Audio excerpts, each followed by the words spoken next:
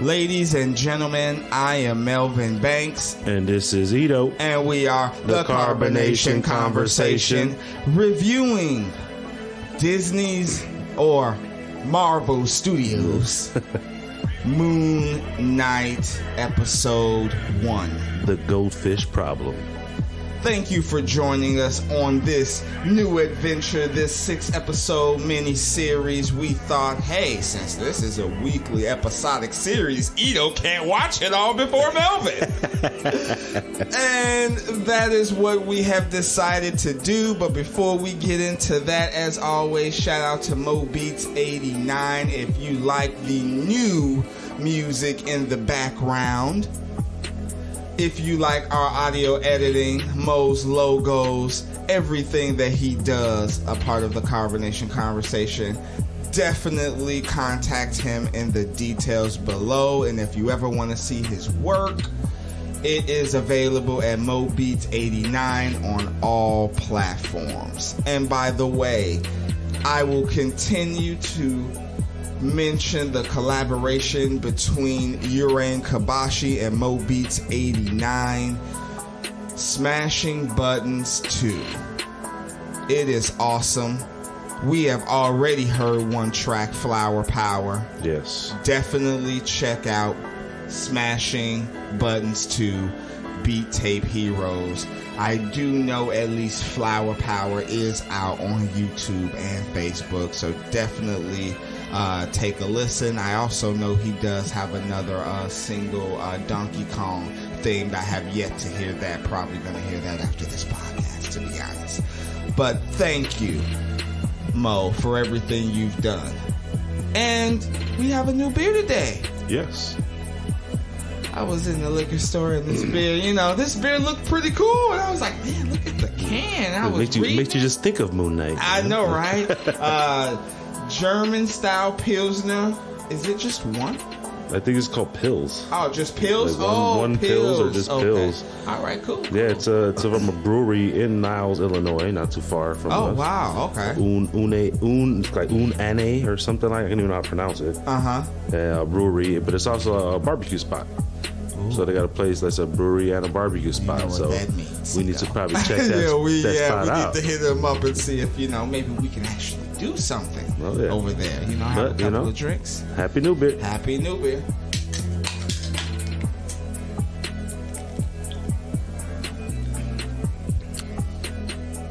I like it. That's different. Has a little bite. A little bite at the end. I like it. Yeah. Not a bad bite. Yo, not a bad bite at all. Damn, I didn't even see the Niles, Illinois at the bottom when I even got it. I was just like, ooh, German style Pilsner. Huh. And lastly, but not least, shout out to all you guys. Guess what, Ito? What's that? In the past 30 days, we have had over 100 downloads. Nice. From all platforms. Thank you once again, ladies and gentlemen, for always listening to us. As I was grabbing to the left like my shot was there because I'm used to it being on the left side and shit, but it's not. But thank you again. Shout out. So, Moonknight Episode 1. It stars Oscar Isaac.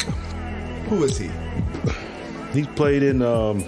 No, you're not a Star Wars guy, but he was in the newer Star Wars. Okay.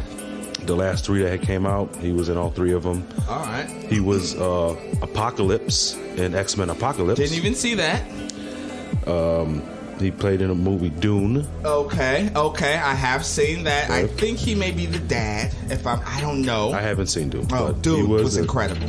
I heard it was good. Yeah. Yeah. And I wouldn't even know how to review that shit, by the way. And he's the voice for Gomez Adams in the newer cartoons movies that came out. Oh, okay, cool. It's also starring Ethan Hawke. We know Ethan Hawke. You should know who that is. Incredible actor. Training Day. Yeah. Sinister. Yeah. Oh, that's one of my Assault on Precinct 13. Yeah.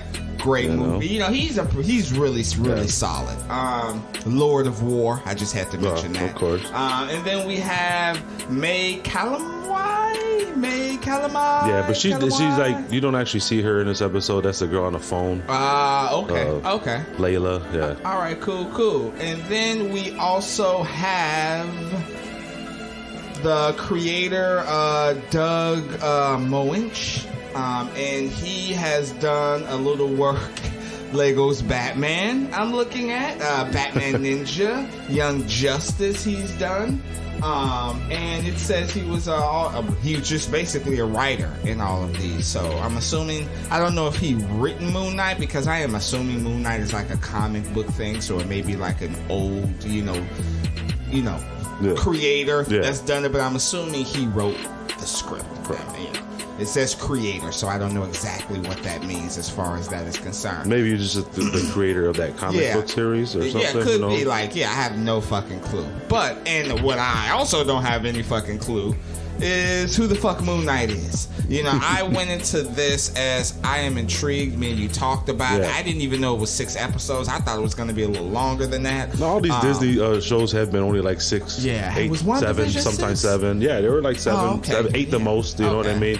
So, but a lot of them have been pretty sure, but they've been good as hell. I've only seen WandaVision, and you've been recommending Loki. You've been recommending basically all of them. All of them are Loki really is like 100. You got to watch that. Yeah. Okay. Cool. And so I have, I know he's a superhero. I personally don't know who he is. I did purposely go into this blind because obviously it's easy. I'm pretty sure every fucking YouTube creator had, hey, get to know Moonknight before you watch the series. So, I watched the episode first, and then I did some research and stuff like that. Yeah. So it turns out that they said Moonknight. A lot of people said he was a bite, like Marvel's impersonation of Batman. Like he's like they bit it, I can see because that. Technically the character Steven, who we're getting to know in this episode, in the comic books, he was rich. So they changed him purposely so they didn't have that Batman comparison thing. Okay. Or, and there's always been rumors of Marvel biting off DC biting off Marvel. Obviously, similar characters. I mean, we can literally go down. It's not just the whole rich thing either. It's because he's how brutal he's supposed to be, like one of the most brutal heroes in Marvel. Okay. And how Batman is like one of the most brutal guys in DC and stuff when it comes to being a hero. You know what I mean? We're definitely approaching a more serious Marvel as we go into phase 85. I don't know what phase this is, I'm going to be honest. But yes, and one thing I will say is, I guess we should, because there was a scene before the Marvel credits, right? In Moonknight, it was like that one scene. So with I the guess glass you're talking about? Okay. So let's talk about that. That's how we'll start off. Yeah. So it starts off with somebody, you don't know who it is yet, and he lays down a towel, drinks some water, and breaks the glass. Puts the glass in the towel, because the glass is smashes like in the center. Right, it's like smashes a it, shot glass. then pours the pieces of glass into his sandals and puts the sandals on. And that automatically made me think of like that fucking Tom Hanks. Was it Angels and Demons? No, the other one, the Da Vinci Code. Yeah, the Da Vinci Code. It made me think of that. I was like, okay, obviously. Paul Bettany was that guy that played the character, same guy that played Vision. Yeah. He was that guy in Da Vinci Code, the albino. But it looks like he's like sacrificing, exactly. You know what I'm saying? So that's what it is. So I did research. With the cane. Right, I did research that too. And you see the tattoo on his arm with the scale. I didn't even see that in the beginning. So they show the tattoo with the scale and the crocodile heads holding the scales into their mouths. The staff he has also is made of crocodile heads on top. Okay. So basically, it shows that he is a worshiper of the god Ammit, and Ammit is a funeral figure associated with judgment. He has the head of a crocodile, the front legs of a lion, and the hind of a hippopotamus. And when you die, the god Anubis weighs your heart against a feather. Yes. And if your heart is heavier than a feather, you're doomed to get fed to Ammit. Oh, okay. So, because it was funny when further in the episode when I did see him scaling, I was like, is that Egyptian? And obviously the whole thing is surrounding the museum. Yeah, the whole Egyptian gods and stuff like that. So I will say, after we see the first scene, what he does in the Marvel credits roll. This is by far the best Marvel credits roll I've ever seen. Like, just the things in the background, the multi-layers of different characters. Like, I don't think I've ever, like, I mean, I don't know, Spider-Man, I don't think I saw that with Spider-Man. I think this is a new opening I could be wrong, but when I was like, man, they've done so much. And it just looks beautiful in the background. It just flows up. Marvel Studios. I'm just like, wow, you guys. You deserve all the credit. I mean, you worked so hard to get to this point. Happy New Beer. Oh, yeah. You already took one, bitch. I'll take another one. So, we get to Steven waking up. And what we notice right off the bat is a couple of things. Right. His leg or ankle is attached to a bar. Basically, we're led to believe that he wants to protect others from himself. That's what it something. seems like. You know what I'm saying? It's like a werewolf type of deal. That's what I automatically thought or of. like he already knows something. Maybe he's preventing himself from sleepwalking. Yes, exactly. Something, you know what I mean? But it's just like you're just throwing in that. It's like, what the hell's going on? Exactly. He's already like the leg tied up. There's sand surrounding the bed. I didn't even know that was sand. I thought it was like a weird mat at first. It took me a while to realize that was sand. Like I had to, do a couple of on the second viewing. I was like, oh, holy shit, that's sand. Yeah. And then and I didn't even know what the tape was for the first run through. And I realized, I was like, oh, he's using the tape to make sure he doesn't leave, because if he unlocks the locks, the tape will come off. The tape will come off. So he is really worried about leaving, sleepwalking. It seems something, like, something along those lines. He's really worried about something. And I automatically was like, this is some werewolf type of shit, He feeds, it's very important that we point out that he feeds his fish. While it also seems like he's not really talking to his mom on the phone. Right, it's like he's leaving a message. Right. And the fish has one fin. He points that out. Yeah. So he's on his way to what we believe is work, because he's a grown-ass man. He's not a kid. But even though he's a grown-ass man, they still do the Marvel running for the bus. He's late. Of course. He's chasing the bus. He's late. And I thought he was going to miss it. I was like, he's going to miss it. No, apparently he did miss it. Because remember, when he got there, she said he was late. That's why he had to do inventory. But anyway, he did miss it. Then he is on a bus, and they fall asleep on someone's backpack. And they're like, I had somebody fall asleep on the train. It's like, you don't know what to do. Right. It's like a black old man falling asleep on me. And I was like, okay, you tired. I'll let you. I read this whole article about that shit. And by the time, even already, before he gets to where you already see he's like this bumbling kind of idiot, you know what I mean? Just always talking on the phone and all that. We are in London as well. Yes. I'm assuming it is current times? It seems current times, current times. And he gets to work. He works at a museum.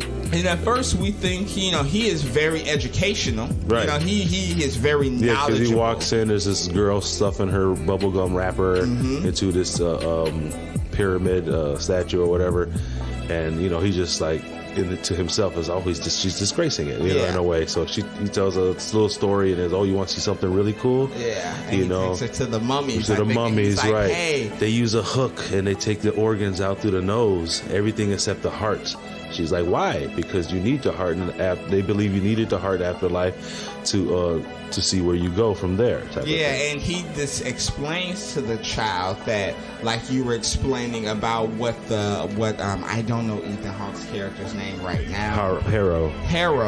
What he does, and he explains to the girl that exact thing, and it's interesting because the girl is just like, damn, how did you feel when you were already judged? And he was like, well, I'm not dead. Am I? He says, am I? So it's like there's something off about him. You're tripping out, And his manager or supervisor, I think Donna. Yeah, her name's Donna. Yep. She's just like,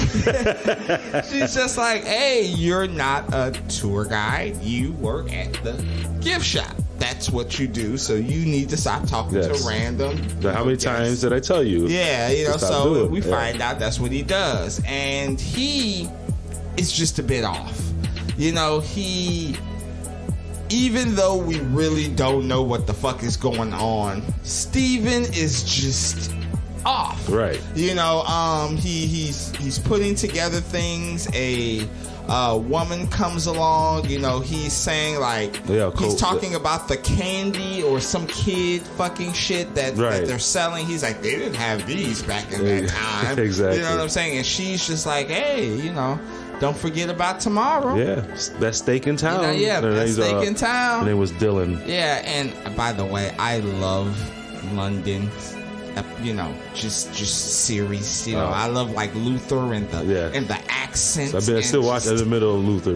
And she's all flirting with him with that accent. She was hot I was just like, I need to. He's all like, what? And he don't know nothing. Are you asking me out on a date? She's like, stop it. Stop playing. Relax. Right. And he is just totally confused. But what he does realize is tomorrow, I believe, is the day. The day, yeah. And even Donna comes back and she's just like, man, why would a vegetarian want to go out for steak? Because Barry Stevens a vegetarian. Yeah. So. And he was just like, what kind of vegetarian eat at a steakhouse? What? So I'll happy new beer to you because I thought he, sweet talked the female so good that she was a vegetarian and she was still going. I didn't know he was. Yeah. Okay. Yeah, he was a vegetarian because later on, we'll talk about it later. But when he's at the steakhouse, he doesn't even know how to order a steak. That does make more sense now. Okay. And so, Donna's making wisecracks, just like, wow, you are a catch, because again, he's confused at this moment. Right. You know what I'm saying? So after work on the way, he apparently stops and talks to this human statue. Yeah, and he is having a full-blown conversation. He does it on a daily basis or something. And he lets his heart out. Yes, and apparently in the credits, this character is actually named Crawley. And I looked it up, and in the comic books, Crawley is an actual homeless person from New York who helped Moonknight. You know what I mean? So I guess I don't know if that's a shout out to him or he eventually come back. Is it an Easter egg? Yeah, that's one of those. Yes, it's an Easter egg. Talking about this before that's exactly what it is. Cupcake. It's a cupcake. Wait, you mean Easter egg? That's what it's called. Why do they call it that? I had to get a full fucking explanation about that, but go ahead. But it was just cool to find that out. He said he's just like, I go to sleep. And one thing I do remember him saying is, I go to sleep and I wake up with 10,000 steps on my phone. Like, what the fuck? 10,000? Like, I don't know. I don't count my steps, but I think 10,000 is a lot. Yeah. And he is just like, I'm trying to stay awake. Like, I don't know what's happening to me. I almost thought he was a little bit poor because the people asked him to take a picture of that, but he's just like, don't forget the tip. I was like, is that a thing? Like, is he broke? Like, he has a job, but he was doing broke? It for the homeless. Yeah, I didn't know. I didn't know. I was like, I didn't get it at all. And after that, he goes home. Yeah, he goes home. And then he starts reading. He reads this seems like it should be pointed out. He reads about the Great Rift, which was God's turn away from man. Yeah, and he's talking about, he's reading about Enid, right? Yeah. Is that the one? Yeah, it's like you said, the rift between God and man. And is this the one? Is this the scene where he's trying to stay up? It seems that he's listening to a tape to stay awake. And he's playing with a Rubik's Cube in his hand. And he toss it in the air. They're basically giving him different ways to stay up, do puzzles, do all of that. And it is really interesting that he is so worried that he wants to stay up. Right. Like, he does not know what's going to happen. Still nothing's explained, and we're just kind of confused why, what the fuck's going on? You know what I mean? So, I was saying, I first watched this, I was just left in, what the hell's going on? You know what I mean? Psychiatric. I'm not a psychiatric, but apparently that was the point. Yeah. You were supposed to. And this is when he has his first flash. So he's throwing a Rubik's Cube in the air, boom, flash. Now he wakes up on the ground on a hill. look, he sees with a dislocated jaw. I was just about to say, his jaw dislocated. Like, what the fuck's going on? It, and he even admits, like, that's weird. Right. He look, there's like a town that's down at the bottom of the hill or something. Yeah. And then turns around. There's like a castle there. There's a guy, and before that, isn't there a voice like, not you, idiot? The voice says, "Go back to sleep, you worm." I know, and it's so funny because idiot's like, been charged again. I really feel like he, half black at least. He ain't saying like those black people words, but he's like, so real. This voice. Did you see who it is though on IMDb? No, I did. He's a familiar actor. You see, like Murray Abraham. Like, are you at IMDb? Yes, I am. Look at the character, the actor. So you see him, you'll recognize who he is. Okay. Go ahead. But yeah, he is the god Kanju. That's who he's playing that voice. Kanju is basically the god who gives Moonknight powers. That evil looking motherfucker. You've seen him before, right? Yeah, I know you. Yes. His voice, and then you know that once you see him, like, yes, that's his voice. Yeah. I really want to remember that evil ass movie that I saw him in. I just can't think of it. But go ahead. Oh, wasn't it 13 Ghosts? Was he in 13 Ghosts? When he came out at the end because they thought he was dead? Is that same guy? I don't know if that's it. Okay, yeah. Maybe not. I think. I'll wait for you to look alive. Oh, Melvin. Oh, but go ahead. Yeah, and he's just screaming. And then he waves at the guy. And the guy waves back. And the other guy goes, what the fuck are you doing? They start shooting at him. He's just like, I don't know what the fuck is going on. Right. He's running. Every now and then, Kanju's saying something to him. Run, get out of there. What are you doing? You know what I mean? You idiots. Give the body back to Mark. That's when you first hear Mark's name. Yep. You know what absolutely I right. mean? Mm-hmm. And so he runs down to the village and he starts, blending in, hiding with the crowd, puts his little hoodie on and stuff. And the crowd is basically walking towards Ethan Hawke's character, Arthur Harrow. Yes. And basically he was the person in the beginning who put the glass in his sandals. That's what I noticed that on the second go around because of the cane. Right. So the glass in the sandals is a form of self-sacrifice and blood payment to Amit, the god he worshipped, because he's not really a god that's Amit's a she's not really a god that you worship. It's supposed to be feared. So she judges you. So that's his way of sacrificing for all the whatever bad he's done. He's walking, glass also comes from sand. So the more he's stepping on the glass, it turns into sand, and the closer to Egypt, and blah blah blah. Oh, you know what I mean? Holy shit! It's like the Mummy Returns up in this bitch. Pretty badass, right? It's so crazy because lately we've been watching a lot of fucking shows that have to deal with just like old entities, old demons, and it's just like, I love that stuff. I find it so fascinating because I believe in like the supernatural universe complex. But go ahead, and I'm not even going to explain that right now. But I'm just gonna say it. But Happy New Year. Yeah, Happy New Year. Exactly. And Ethan Hawke's character Harrow, he is a man steps up, and I'm assuming he's going to be judged. And basically you see the scale, right. The scale he grabs his hands, and the staff is with it. It's kind of waving back and forth between them, and then the scale, you see the tattoo of the scale is balancing, turns green. You are a good man. Yes, you pass. You know what I mean? At the time I was like, okay, he passed, and I was like, what if he didn't? You automatically go to that side. And then we have an older lady. She's next. She says, I want to be judged. She goes to the same thing. The tattoo goes the other way. Go ahead. And by the way, I do want to add, he is asking people who wants to be judged. Right. So he's not like she volunteered. She volunteered. Everybody's volunteering because they do believe that they have lived a good life. Right. Just like this one. Exactly. So she goes through her test and she fails. It turns the tattoo turns red on the other side, and she says, "But I've been good my whole life." And then he says, "Well, it judges the past, present, and the future. So this could see something that hasn't happened yet. Yeah, but it has judged you, and it then takes her life force. She turns gray, her skin turns gray, and you see her life force." Yeah, I thought it was funny because I was automatically thinking of The Witcher. You know, when they touch the chaos thing and it's just sucked Fringillus. I thought it was gonna be like that, but it was a little bit more subtle.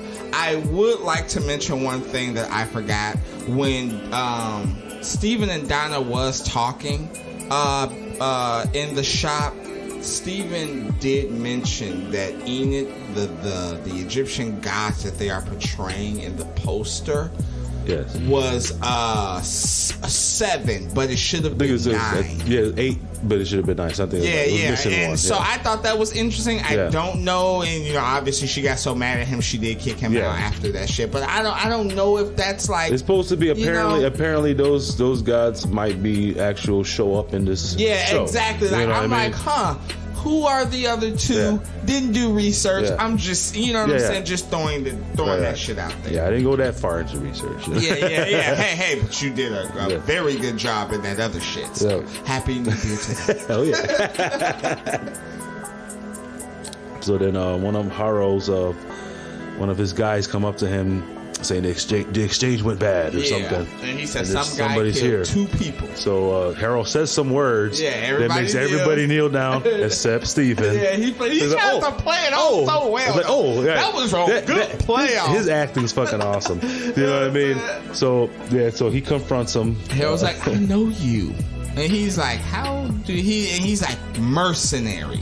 That's what he says. He calls him a mercenary. Obviously, we all know what that means. And Steven is just like, nah, bro, I work at the gift shop. He said, I work in London. I'm just trying to find my way home. Can you point me to the right road? And he's just like, nah, bro. He's like, I need This is what he... What the fuck? I wrote it down. He's like, I need the scarab. And I was like, I heard that before. I feel like I've heard that in The Mummy. I don't know. I'm relating this to The Mummy. I don't know why. It's just this part 2 where he said something about Avatar. Oh my God, that fucking that was hilarious. He was like, Avatar, blue people. I love that film. Yeah. He's like, no. He was like, when they're at the museum, right? No, that was later, right? When they're at the museum, he's just like, and he explains like the whole thing because Ethan Hawke, I do feel like he is a little bit over the top, but in a good way. And Isaac is responding with him in reality. And it's hilarious. So he's just like, oh yeah, we'll get to that later. But and he's just explaining to him. He's just like, give me the scarab, and Isaac is like, okay. He tries to give it to him, but then Isaac now. Right. Steven is just like, okay, I got you, and then the voice is like, the Kanju is like, no, let me do it. No. Right? No. He's like, do not give him this.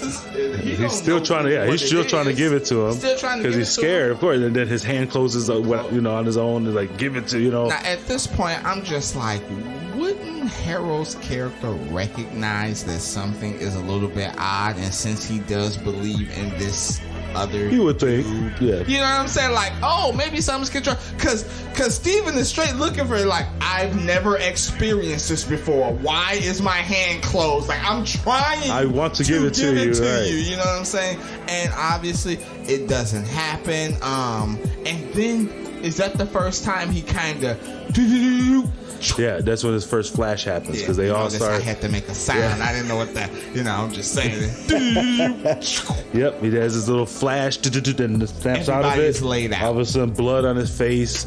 He got the scarab in his handful of blood. Like basically, he had to rip it from somebody. That shit or something. And reminded me of Memento. It's funny because like I said, I watched a couple of little reviews at it. Someone said the same thing. Yeah, and I know that's your favorite. Yeah, the Memento, one of my favorite movies. And I was just like, holy shit, what is going on?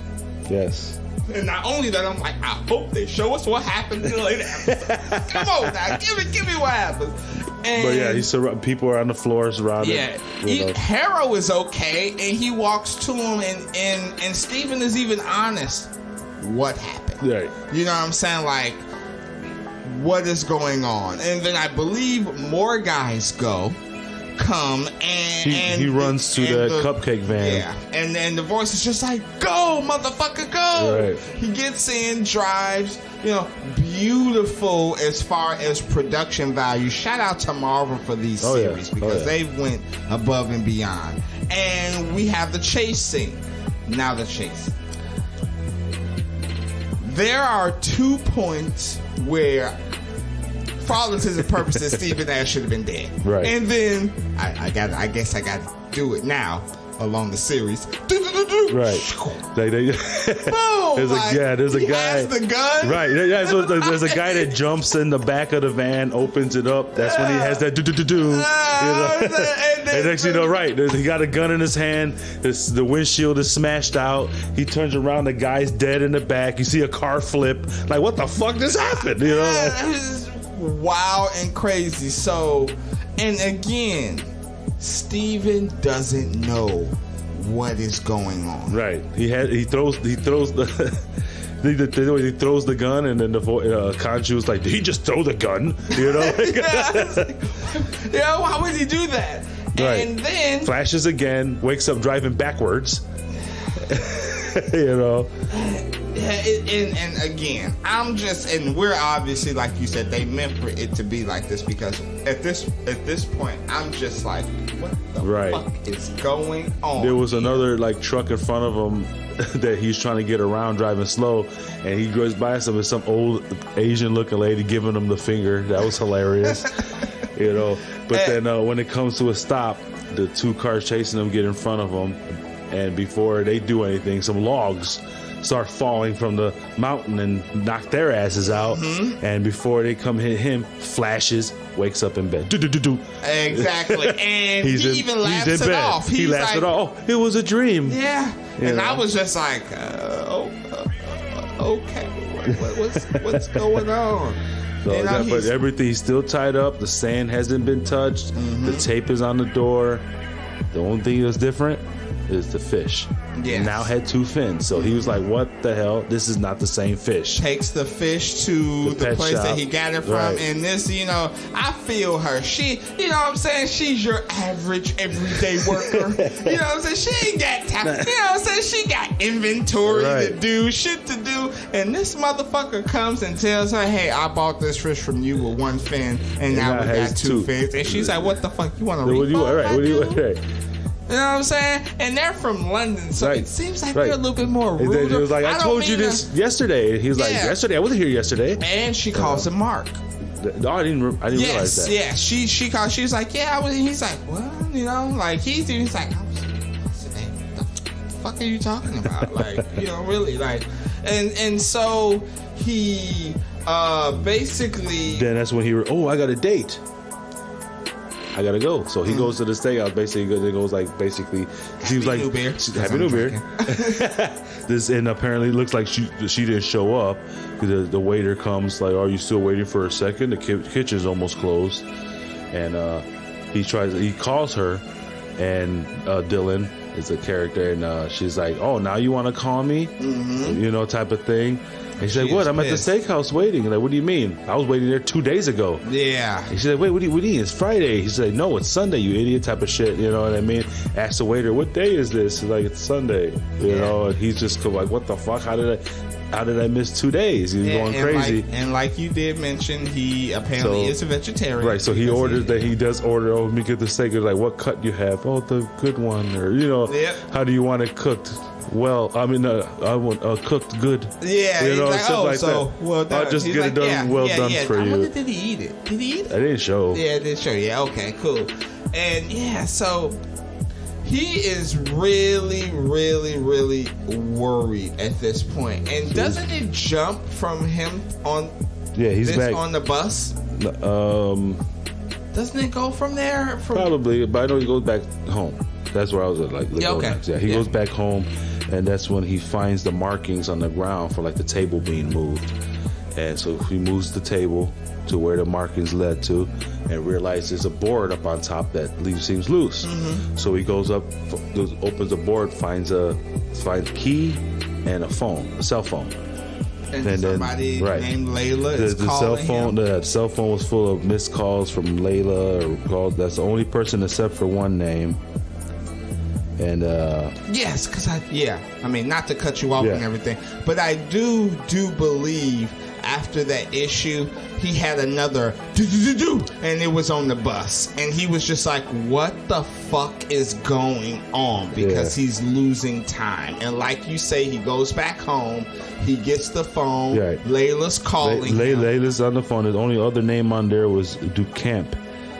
It was only, and so I looked that up. So Jean-Paul Ducamp is a mercenary and former French Legion officer who is who helps the other guy, Mark.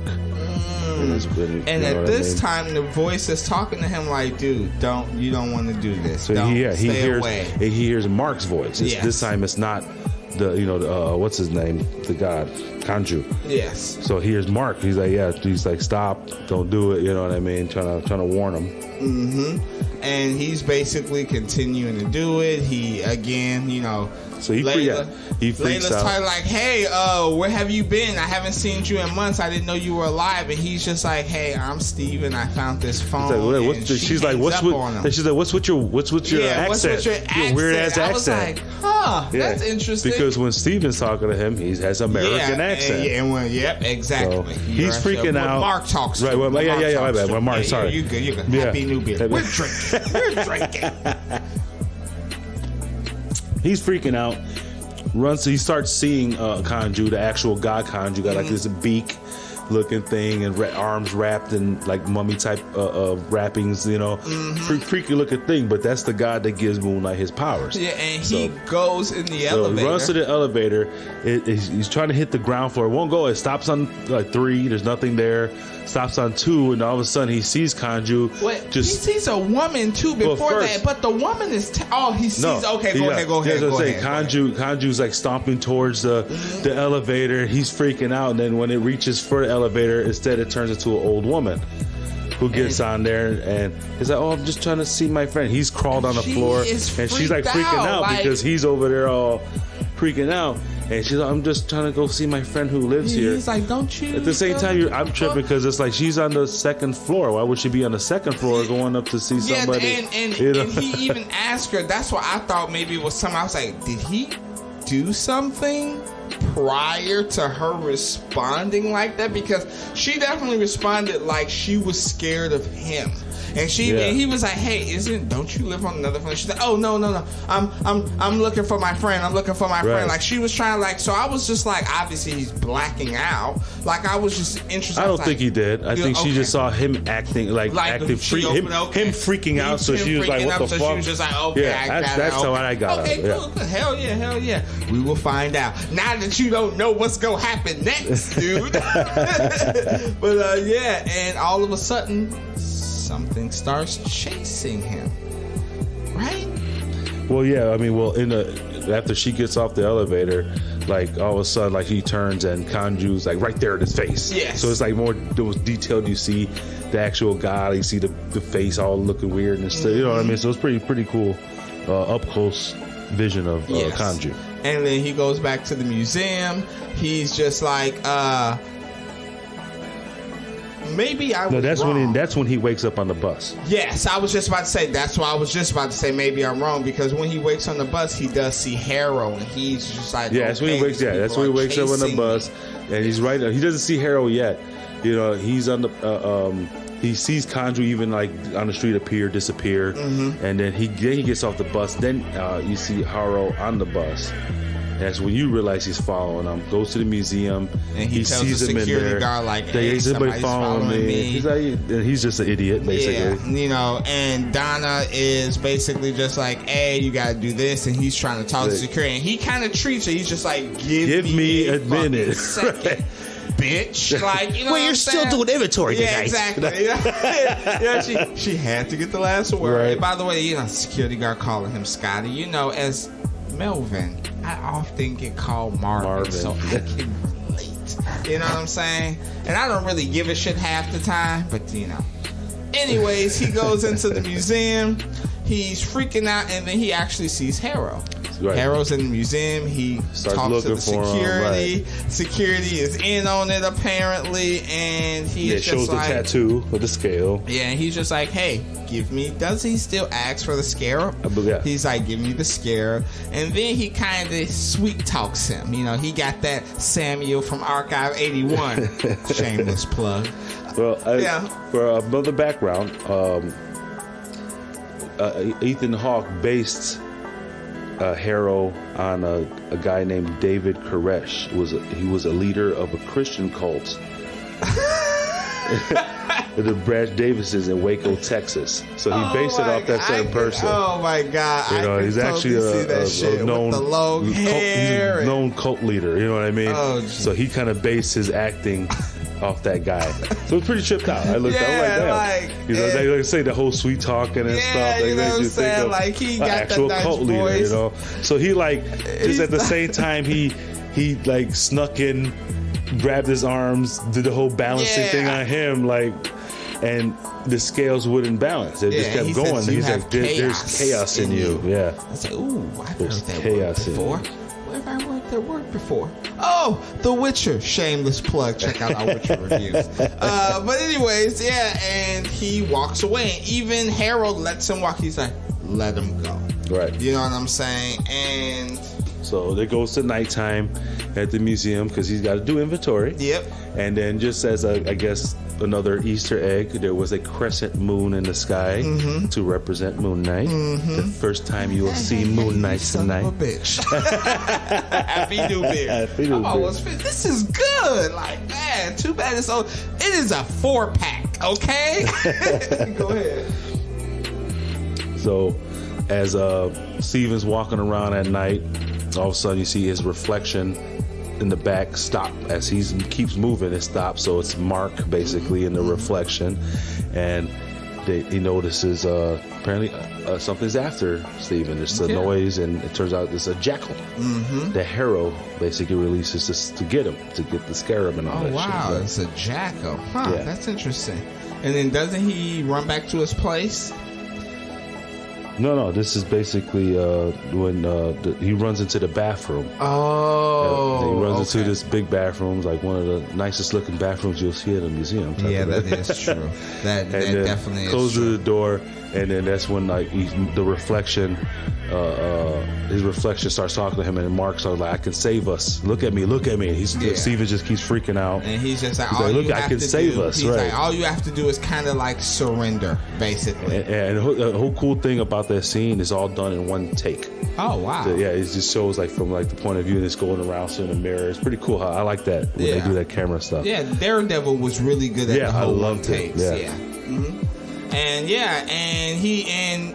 it does take Steven a while because he believes it's a dream. He's very conflicted. He doesn't know what's going on. There's a fucking mirror guy talking to him. Then also the whole scene, the music stops and boom, you're not gonna die.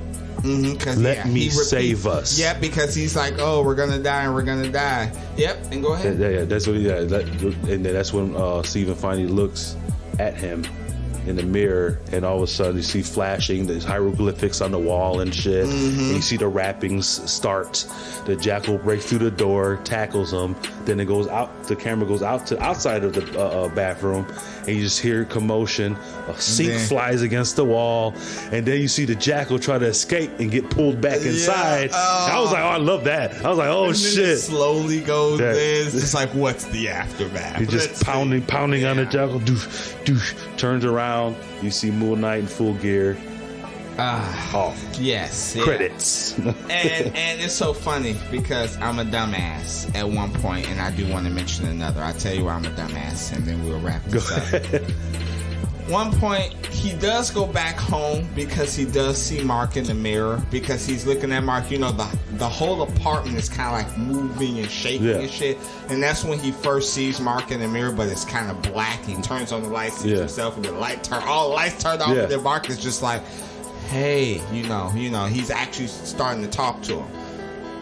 I'm a dumbass because I've been drinking too much and I forgot. I literally forgot because I was gonna say something so good. It was good. It was so good, but I fucking forgot.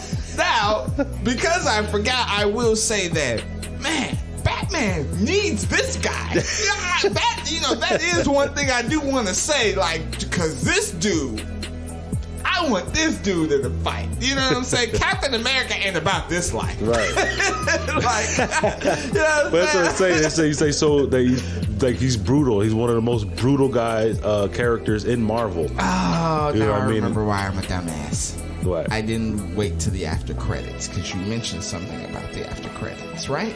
No. Is there something about the after credits in this show? No. I thought you said something earlier. No. So now I'm even bigger dumbass. Wow.